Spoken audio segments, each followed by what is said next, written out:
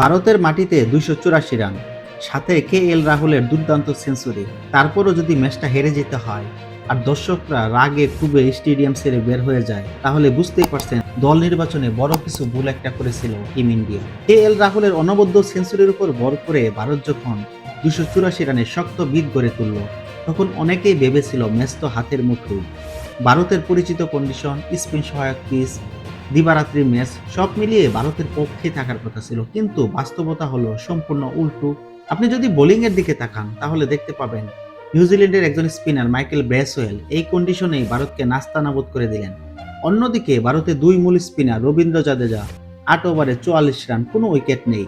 কুলদীপ যাদব ১০ ওভারে ৮২ রান, মাত্র ১ উইকেট। এখানেই বোলিংয়ে বড্ড পিছিয়ে পড়ে ভারত। এই দুইজন মিলে যেখানে ম্যাচ ঘুরিয়ে দেওয়ার কথা ছিল, সেখানে তারাই নিউজিল্যান্ডকে জয়ের পথে আরো এক ধাপ এগিয়ে দিলেন। অন্যদিকে ব্রাসওয়েল শুধু উইকেট নেননি, রানও আটকে রেখেছেন। মাঝের ওভারগুলোতে ভারতের রান তোলার গতি ভেঙে দিয়েছেন। এখানেই আসে সবচেয়ে বড় প্রশ্ন, ভারতের দলে কেন ছিলেন না প্রত্যাশিত দুই স্পিন অস্ত্র? বলছি বরুণ চক্রবর্তী, যিনি মিষ্টি স্পিনে ডিউ ফ্যাক্টরের মধ্যে বল গ্রিপ করাতে পারেন, টার্ন করাতে পারেন। অক্ষর প্যাটেল, যিনি টাইট লাইন লেন্থে বল করতে পারেন, ইকোনমিক থাকেন, সাথে ব্যাট হাতেও দারুণ কার্যকর ভূমিকা রাখতে পারেন। সাম্প্রতিক পরিসংখ্যান বলছে দুইজনই দারুণ ফর্মে রয়েছেন। এই কন্ডিশনে তারা থাকলে হয়তো ম্যাচের গল্পটাই অন্যরকম হতে পারত।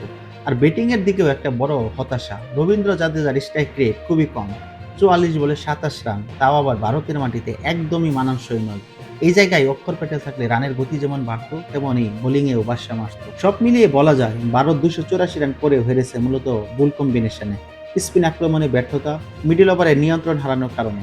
আপনার কি মনে হয় এই ম্যাচে বরুণ চক্রবর্তী আর অক্ষর প্যাটেল থাকলে ফলাফল বদলে যেত? জাদেজা আর কুলদীপের পারফরমেন্স কি আপনাকে হতাশ করেছে? কমেন্টে আপনার মতামত জানাতে ভুলবেন না।